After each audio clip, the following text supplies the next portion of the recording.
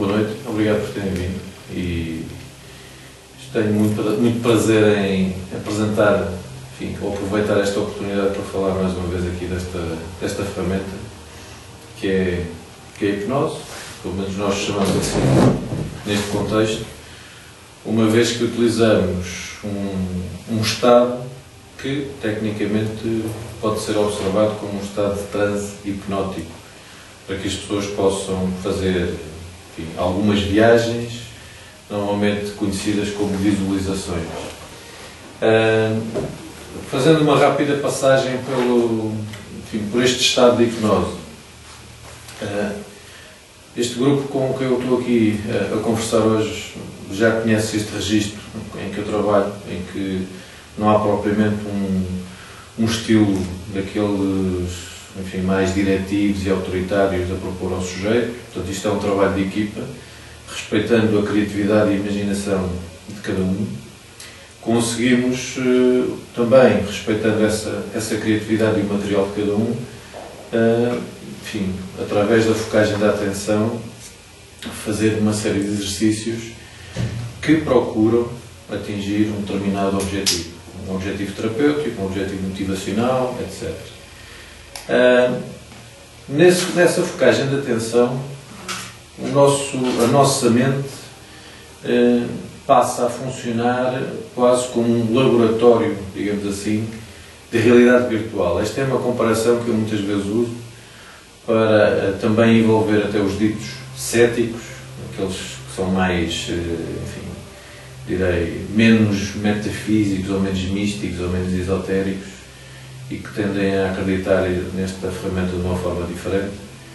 Isto é a nossa imaginação a trabalhar. A nossa imaginação a trabalhar, com focagem de atenção adicionada, torna-se aqui um fantástico, enfim, elemento de automotivação, de cura, se quiserem, em muitas situações até. Uma vez envolvida a atenção do sujeito, utilizando essa situação que agora me estava a referir, de utilizar a nossa mente como um laboratório de realidade virtual, podemos fazer viagens no tempo, viagens ao passado, viagens ao futuro, podemos inclusive, enfim, revisitar alguns capítulos da nossa vida, não no sentido de alterarmos a história, mas no sentido de, eventualmente, arrumarmos a forma como o vemos atualmente, ou a forma como nós observamos essa memória, podemos trabalhá-la e arrumá-la de uma forma diferente. Também podemos convidar as pessoas a projetarem-se em situações futuras, a atingir determinados objetivos.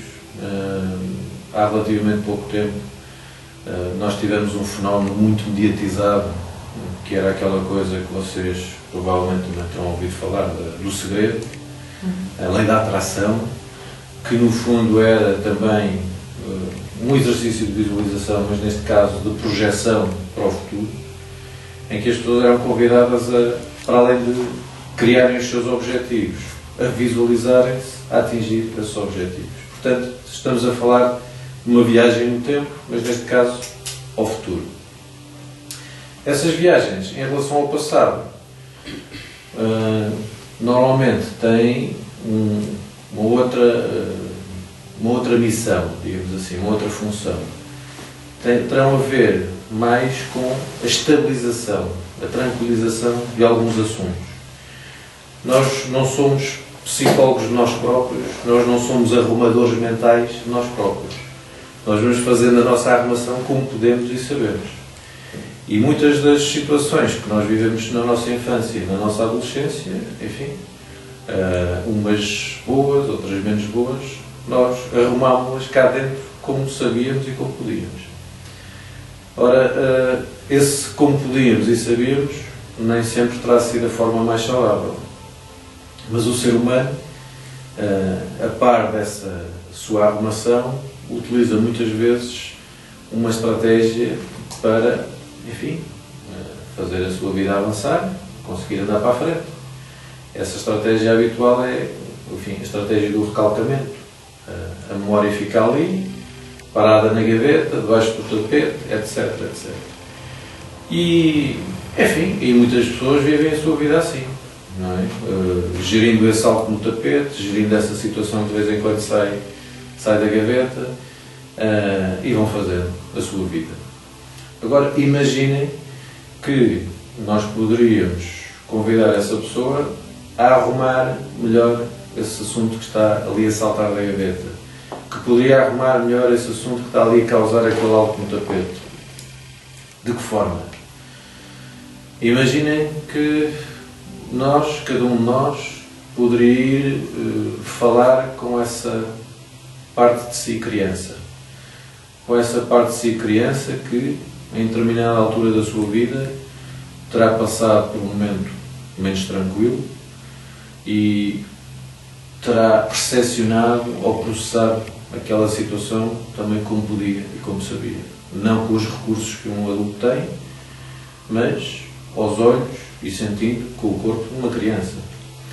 E, portanto, uma criança que vive uma situação mais tranquila, registra e às vezes registra e deixa que ela se cristalize, quase como uma memória muscular.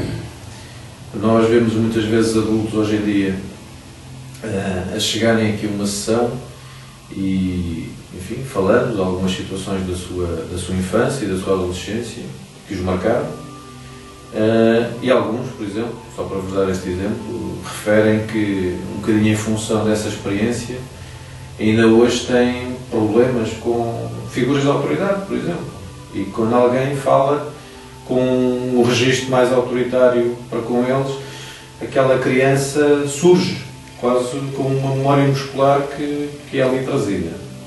Ora, isto é o que está armazenado, isto é o que está registado neste corpo, nesta mente, neste ser.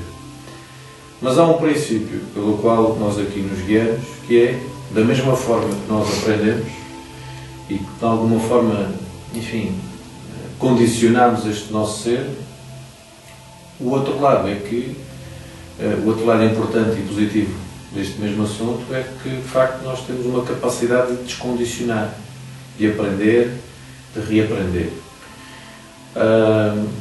Há várias formas de o fazer. Há ferramentas que, através de um registro consciente, conversando, analisando, refletindo, como frequentemente se faz na psicologia clínica, na psicoterapia, em que a pessoa muitas vezes é convidada a refletir, a questionar, a observar, a perspectivar. Pronto, a pouco e pouco vai arrumando. Mas por vezes esses processos são demorados. E, portanto, um processo psicoterapêutico utilizando o registro consciente pode demorar muito tempo mesmo. Imaginemos então que essa mesma pessoa, usando esta sua mente e fazendo esta viagem imaginária, pode ser colocada em contacto com essa sua criança, com essa criança que viveu uma determinada situação de forma perturbadora. Ora, o objetivo deste exercício não é de apenas reviver a situação, mas, acima de tudo, este adulto que faz essa viagem poder comunicar com essa criança e, com os recursos que hoje tem, com alguns argumentos que hoje possui, poder tranquilizar e às vezes até dar algumas respostas àquela criança que é ele. Portanto, tudo isto se passa quase como uma história que a pessoa vai imaginando.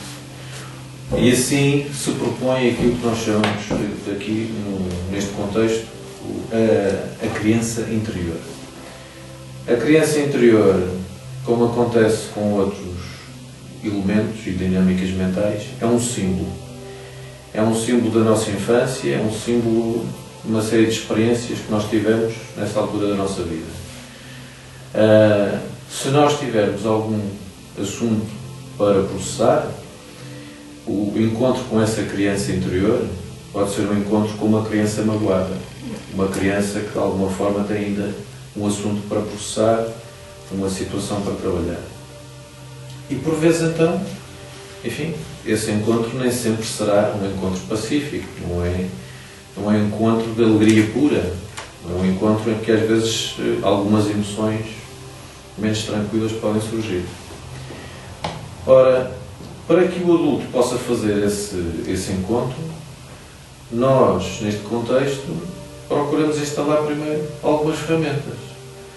Porque eu também fui aprendendo, não é? Com a prática, apesar de ser um entusiasta da técnica, que quando nós às vezes propunhamos de forma precipitada este encontro com a criança interior, às vezes haviam, enfim, situações, pessoas que claramente me diziam: eu não consigo abraçar esta criança, eu não consigo aproximar-me dela. E eu, ao princípio, observava aquilo de forma muito estranha. Mas como é que um adulto não consegue abraçar a sua própria criança? E fui observando, fui tentando perceber o porquê. E fui percebendo também que muitas vezes isto acontece porque o próprio adulto não tem ou não se sente capaz de dar esse abraço a essa criança. Muitas vezes até com um certo receio de que a tristeza daquela criança possa contaminar aquele adulto. Então o que é que acontece?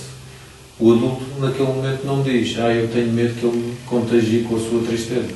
Não. A única coisa que ele me diz é: eu não me consigo aproximar. Eu tento avançar e não consigo. E as minhas pernas parecem que estão presas. Ou quanto eu mais me aproximo dele, mais ele se afasta. E tudo isto são formas do inconsciente nos dizer: calma, eu não estou preparado para isto. Eu não estou preparado para este encontro. Não é? E portanto, eu aprendi que antes de propormos este encontro, esta conversa com a criança, que nós pensávamos que era assim uma coisa tão pacífica, tão consensual, há que criar aqui as condições para que a pessoa se sinta, enfim, reforçada, capacitada para esse encontro. Porque, caso contrário, os ditos bloqueios aparecem. E pode até surgir desse mesmo exercício uma certa frustração, porque a pessoa não conseguiu abraçar essa criança. Portanto, e a pessoa também não sente pressão dessa forma. A pessoa assim, sim, se cria essa empatia, a pessoa vai sentir, quando estiver preparada, que há uma aceitação do outro lado, e sim, quando tiver que ir, vai lá. Exatamente. Fica mais descontraído. Porque muitas vezes é importante que nós, até na conversa de preparação com a pessoa com que estamos a trabalhar, este conceito, a filosofia deste exercício seja debatida. Porque há pessoas que, de uma forma muito determinada, assumem uma postura muito rígida. Assim: não, isto é uma parte da minha vida que eu não quero tocar, eu não quero mexer. Aí não. Vocês reparem, quando alguém durante 10, 15, 20, 30 anos da sua vida andou a pensar assim e pôr aquela criança de lado, isto, quando alguém diz assim: não, mas talvez valha a pena você conversar com essa criança, talvez valha a pena você reatar aí uma ligação. Calma lá, então, será que eu não vou abrir aqui uma caixa de Pandora? Será que eu não vou aqui abrir a caixinha dos monstros? E muitas vezes as pessoas têm receio. Aliás, o receio um bocadinho generalizado em relação à hipnose também passa por aí. Vou mexer no inconsciente, que é uma caixinha de surpresas. Calma. Isto há formas e formas da pessoa se colocar em contacto com esse dito inconsciente, subconsciente, não consciente, etc. E, portanto, é também trabalho do terapeuta ou do facilitador preparar a pessoa para esse encontro de uma forma tranquila. Eu não vou fazer mergulho sem ter botija e um fato como deve ser, senão corro o risco de ir desta para melhor. Portanto, o papel do terapeuta e do facilitador, neste caso, é preparar a pessoa para este tipo de dinâmicas. E por isso, nós aqui, nas nossas formações, muitas vezes, partilhamos com os nossos colegas que é importante, nas primeiras sessões, sensibilizar e instalar recursos para que depois a própria pessoa vá dando esses passos. Outro dia alguém me dizia, um bocadinho zangado, a propósito desta coisa de que só usamos 10% do nosso cérebro. Que vocês conhecem essa expressão: nós temos um cérebro fantástico, esta mente é poderosa, mas parece que só usamos 10%. E a pessoa que me falou disso estava muito zangada porque acreditava que não, porque achava que usava mais que 10%. E ainda bem para ela. E felizmente o que se vai observando aqui é que através da meditação, através do Reiki, através do Yoga, através de uma série de outras abordagens meditativas, contemplativas, nós vamos usando cada vez mais para além desses 10%. Nós estamos a aprender técnicas para usar esses 90%. Aqui, a hipnose e a auto-hipnose é uma dessas ferramentas que nos permite ir, lá está, trabalhar as nossas memórias, esses registros que parecem inacessíveis, mas que nós podemos colocar, enfim, estabelecer algum contacto com eles. A criança interior, voltando ao tema, é uma das formas de o fazer.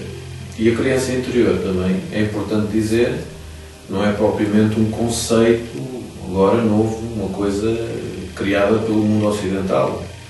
Esta figura enfim, que se utiliza com a criança, também através da meditação, por exemplo, é um elemento, um objeto meditativo que já é utilizado pela meditação tibetana, pela meditação budista.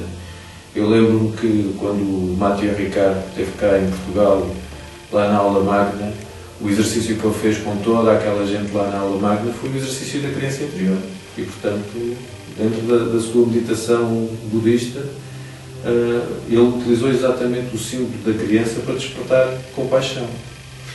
A pouco e pouco, a figura da criança interior foi sendo incorporada digamos assim, nas práticas ocidentais terapêuticas, na análise transacional, na cognitiva-comportamental, enfim, em várias abordagens terapêuticas, o trabalho com a criança interior foi sendo utilizado, foi sendo mais ou menos difundido.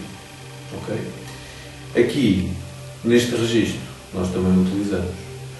Hoje em dia também se vê, olhando aqui para a nossa realidade nacional, alguns terapeutas que quase se especializaram na prática da criança interior e quase que se consideram terapeutas da criança interior.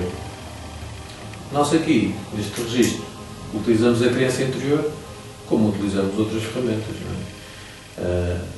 Neste caso, a nível da estabilização ou da aceitação ou de perdão do passado, também como exercício para o amor próprio, da autoestima, a utilização da criança interior é uma ferramenta poderosa. Portanto, são vários os exemplos, são várias as aplicações possíveis da criança interior.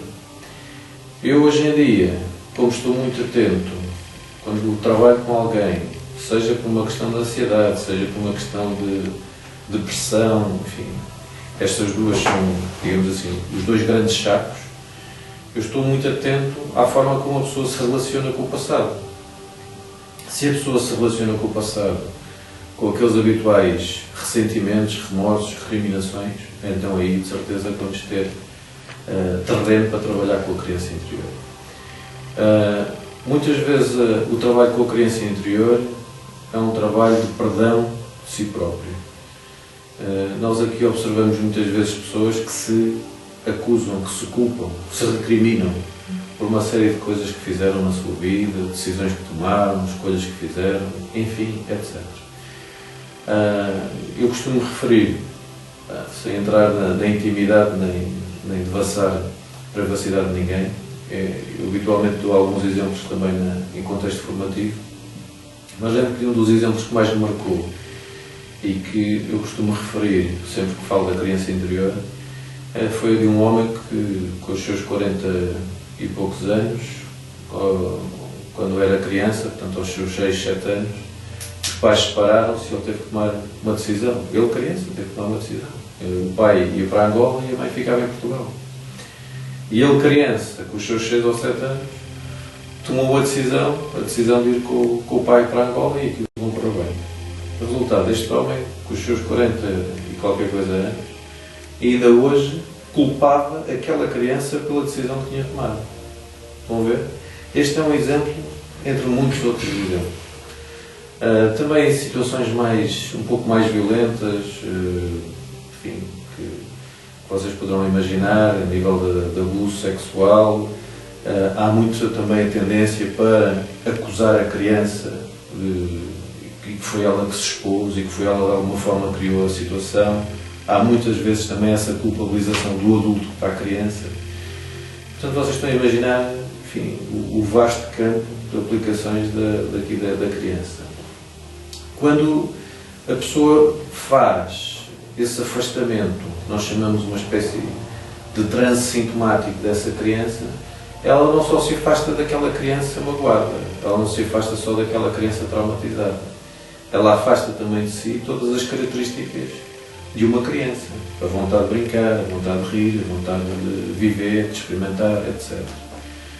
E só que, bom, com o receio da tal contaminação negativa, a pessoa tende a afastar. E muitas vezes vive zangada com o mundo, vive zangada com as pessoas à sua volta, etc. Vive com essa criança interior magoada, muitas vezes é uma dor emocional que ela vai tentando sublimar à sua maneira.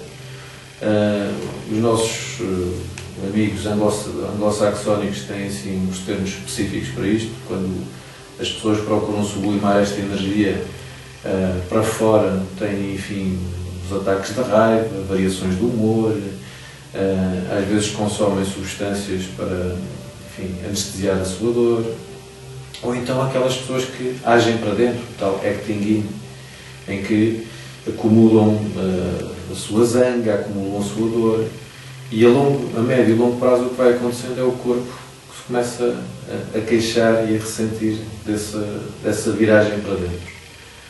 Portanto, em qualquer uma destas situações, a reconciliação com essa criança tem um impacto benéfico.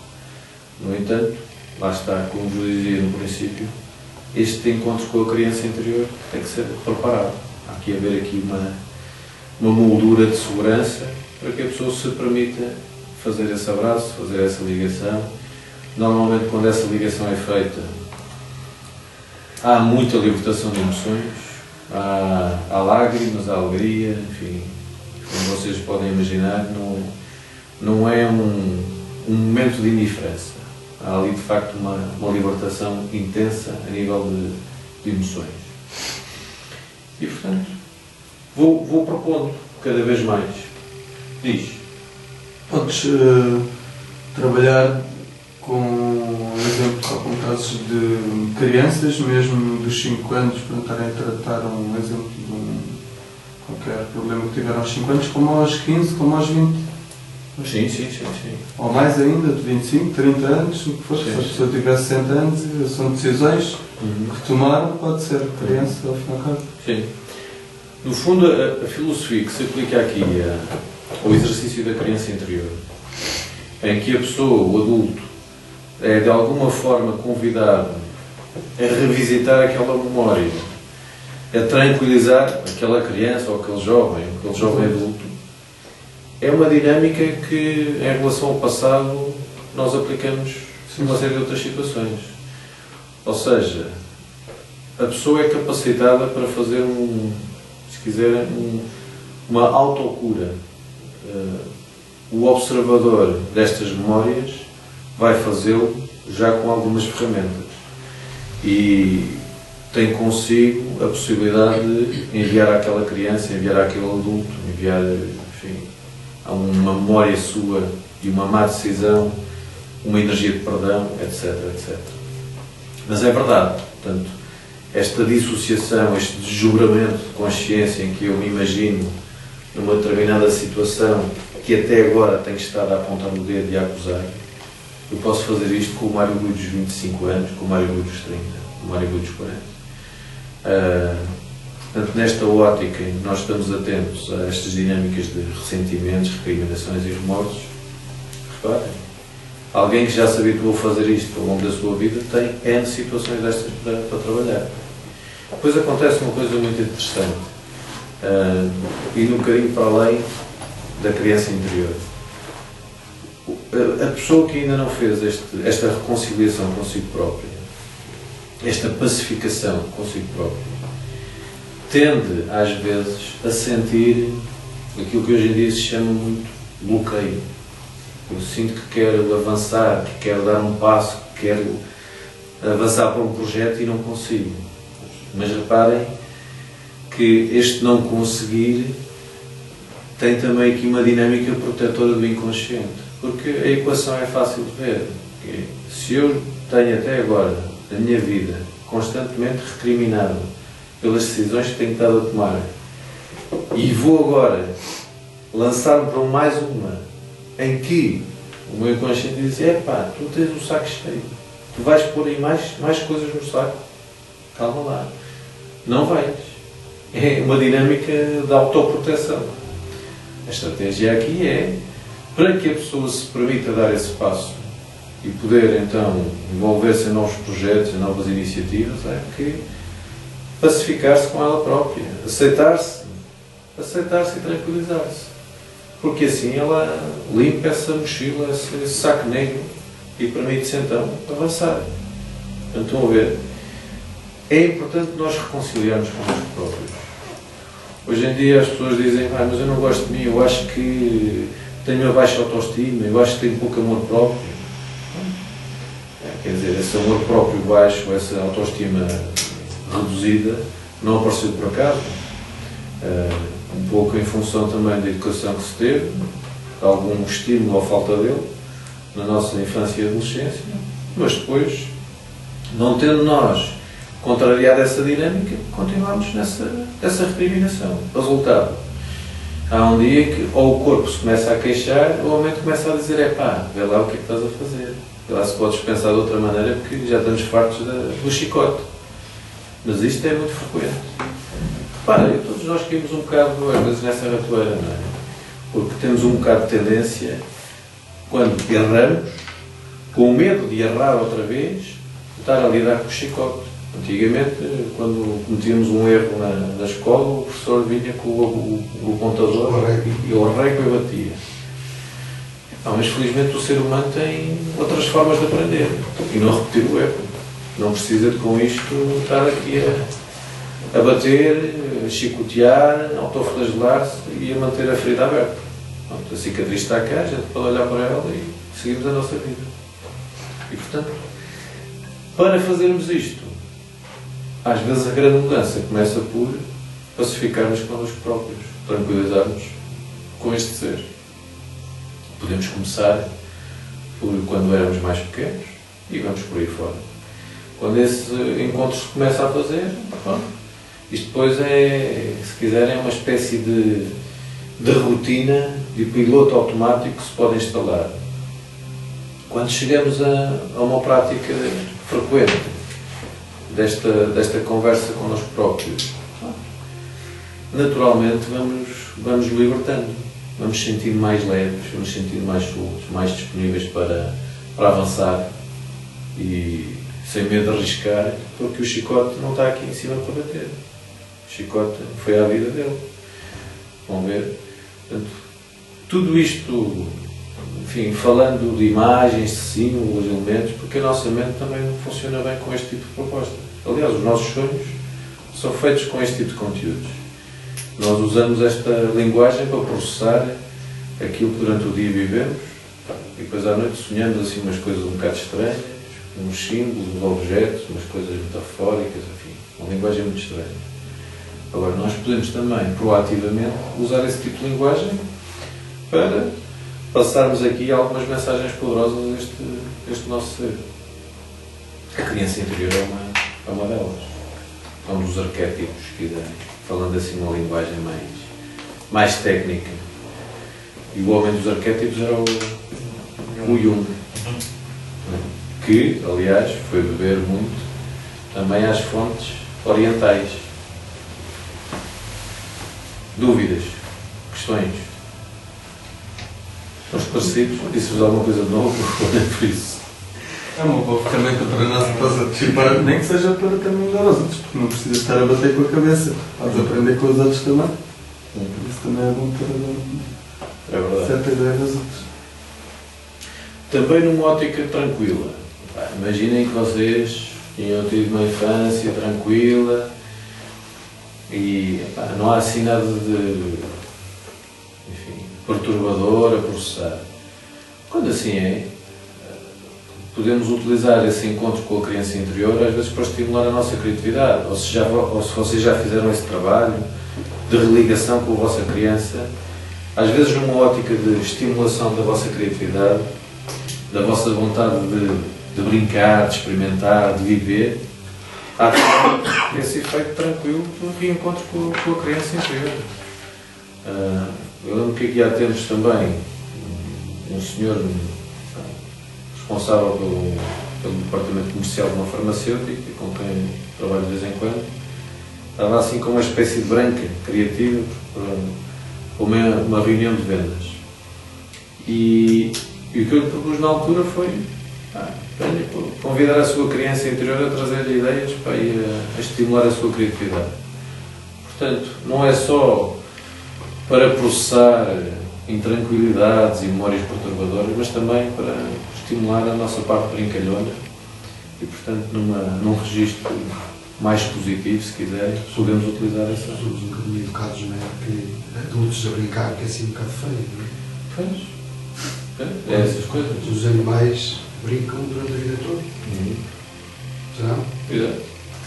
E às vezes são essas pessoas que parece que ficaram zangadas, que parece que perderam a capacidade de brincar, essas de facto precisam de se religar a essa criança. Porque essa criança traz-lhes essa energia, traz-lhes essa vontade de brincar. É uma coisa que nos faz tão bem. E portanto, às tantas, isto é um exercício que mesmo numa ótica já, enfim, de trabalho continuado com a nossa criança, às vezes há fases da nossa vida que estamos um bocado mais sérios, mais preocupados, mais adultos macambúzios. Podemos aproveitar esse momento e pôr aqui a nossa criança. Lá está, é que é uma ligação que funciona para os dois lados. Nós às vezes, neste registro, pensamos que é o adulto que vai trabalhar a criança e que vai abraçar, mas pode ser o contrário.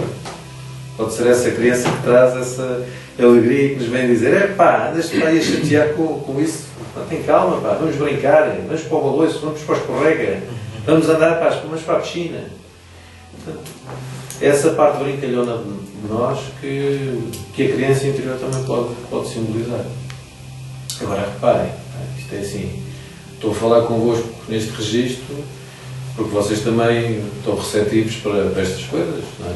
Agora, alguém que nunca fez uma coisa destas, que nunca utilizou, enfim, a sua mente desta forma, proativa, colocando aqui imagens de uma forma controlada, voluntária, enfim, de alguma forma tem que ser doutrinada quase em tempo recorde, não é? E então esse doutrinamento em tempo recorde tem que ser feito às vezes em 2, 3 sessões.